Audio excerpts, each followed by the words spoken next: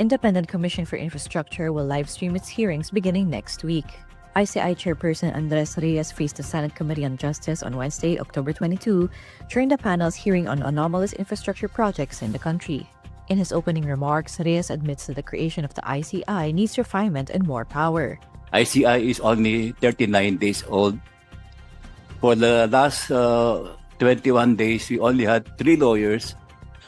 And now we have some volunteers from the PAO and from the other agencies. But we will try our best to be able to full blast investigation of all this fraud. In a bid to refine the commission, he says the ICI will begin live streaming their proceedings. We don't have the facility and we don't have the rules of procedure, but we will already shorten the procedure in spite of no rules allowing us. We will now go on live stream next week.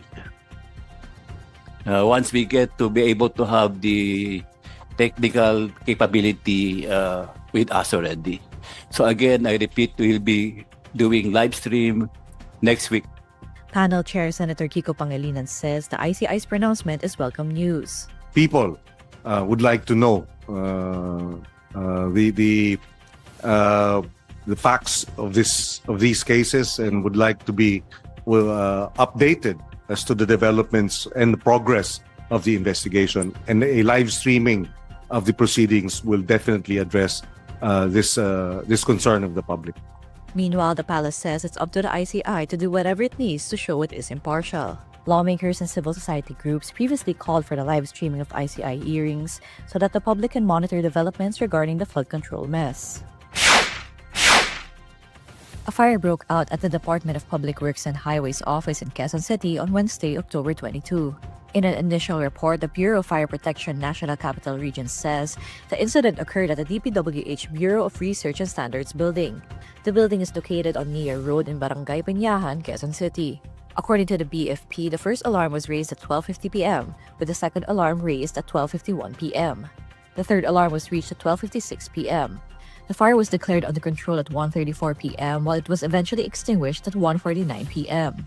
Meanwhile, the DPWH confirms that no documents related to the ongoing investigation into the flood control anomalies were in the building that caught fire. According to the department, the Bureau of Research and Standards is responsible for the conduct of research, studies, pilot testing, and formulation of policies for government infrastructure projects.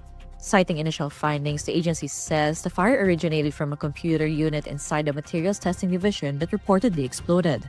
It says no employees were harmed during the incident. The Ombudsman is asking the National Bureau of Investigation and the BFP to investigate if arson or any other act was committed behind the office fire. The Philippine Army removes Cavite 4th District Representative Kiko Barzaga from the Armed Forces of the Philippines Reserve Force. Army spokesperson Colonel Louis de Maala says Barzaga's delistment took effect on September 21 following a review conducted in accordance with General Headquarters AFP Standard Operating Procedure No. 7. The spokesperson cites violations equivalent to a grave offense under military regulations. As a result, Barzaga loses all privileges as a reservist and is no longer authorized to wear a military uniform under any circumstances.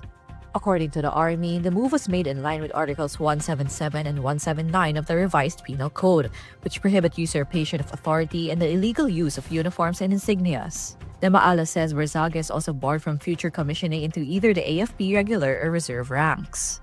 He says that while the Army regrets the necessity of this action, it upholds its commitment to discipline, integrity, and accountability. The Army clarifies that the administrative action does not reflect on the personal character or public service record of the lawmaker. Barzaga held the rank of private. He was enlisted into the AFP Reserve Force on January 10, 2025, under the National Capital Region Regional Community Defense Group. In September, the Philippine Army Reserve Command recommended the delisting of Barzaga from the Reserve Force after he publicly urged soldiers, police, and reservists to join recent anti-corruption protests. House of Representatives Speaker Boji D releases a statement of assets, liabilities, and net worth, or SALN, to lead the way for lawmakers. This comes amid the reconstitution of the SALN Review and Compliance Committee. These office chairs on Wednesday, October 22, partially redacted copies of the Speaker's SALN.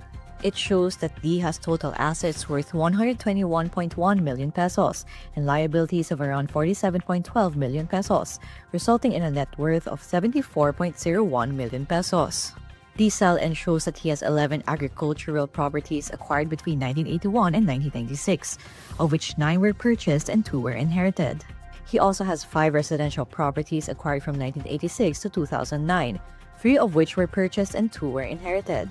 The real property's value was at 32.52 million pesos. These personal properties totaled 88.61 million pesos. The speaker also declared 3 liabilities: accounts payable worth 10 million pesos and 30 million pesos, and an agricultural loan worth 7.124 million pesos. He also listed 4 business interests and financial connections. Regarding connections in politics, D listed 16 relatives in public service. According to D, releasing SALNs for public inspection has been a tradition in the House, and he believes Congress should return to such a practice.